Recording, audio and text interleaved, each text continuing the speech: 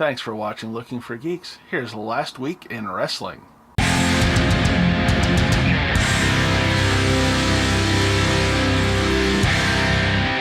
First off, over in Defy, several of the local performers went down to Wrestle Summit.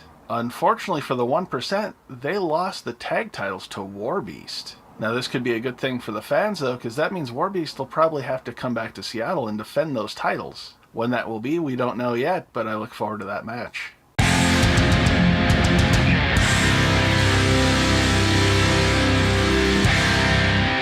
Over in AEW, a few big developments. First off, they announced that they have signed Allie. Now, Allie was over in Impact, and they neglected to re-sign her for some reason, and even killed her in a storyline on the show, which is kind of unheard of in wrestling. But she'll make a great addition to the ever-growing women's roster for AEW. Now, don't want to read too much into it, but Tennille Dashwood also announced that she is a free agent, and I would be surprised if we didn't see her in AEW as well. In a bit of a downer for Double or Nothing, it looks like Shima has dislocated his shoulder. Now, there's no talk of surgery yet, but an injury like that for a wrestler can usually put him on the shelf for a couple of weeks. With Double or Nothing coming up quick, it's kind of a question, in my opinion, whether he'll be able to wrestle by then. Here's hoping for the best, though. There's also rumors that Pac is having trouble getting a work visa, which is kind of ridiculous because he's been working shows in the US off and on for the last year or so. Hopefully that'll be cleared up by the time Double or Nothing rolls around.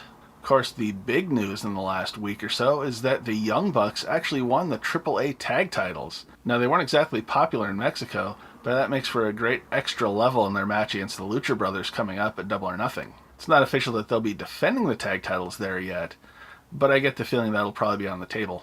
Could that turn into the AEW tag title?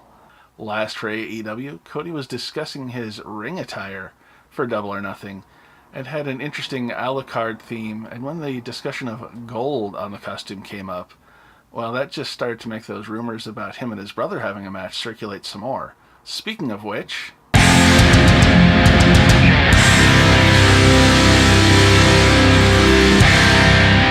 over in WWE, there is rumor that Goldust's contract is up. Now, he said that's not the case shortly afterwards, but at the same time, that might just be part of the story going into Double or Nothing.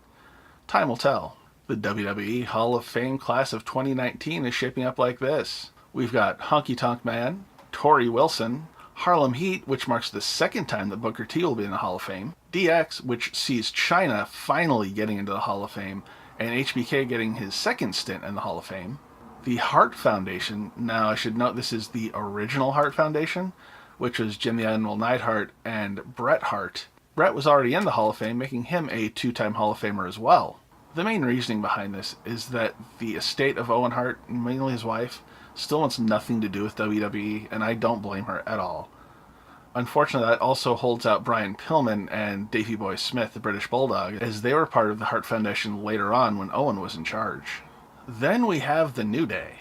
Kofi had a gauntlet match to get a shot at the heavyweight title at Wrestlemania, and there was a last-second screwjob by Vince. Again.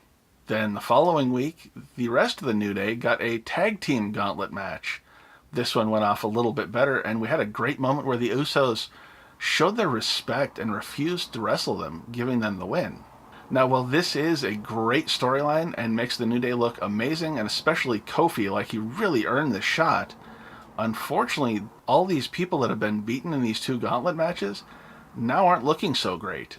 But then again, with WrestleMania right around the corner, does it matter? Because that's always been kind of the reset button for the whole league anyway. After WrestleMania, things always get shaken up, and the wins and losses from before don't tend to matter. Not that they usually do anyway in modern WWE. Only time will tell if any of the wrestlers losing in that gauntlet will get a renewed push later. And another big what the heck from SmackDown is Charlotte winning the women's title from Asuka.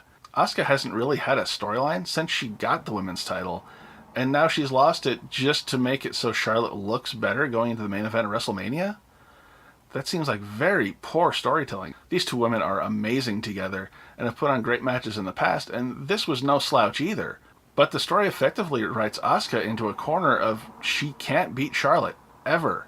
And honestly, who's able to challenge Charlotte for the SmackDown Women's title going forward? they've effectively killed the division on both brands in favor of Charlotte, Ronda, Becky, Sasha, and Bayley.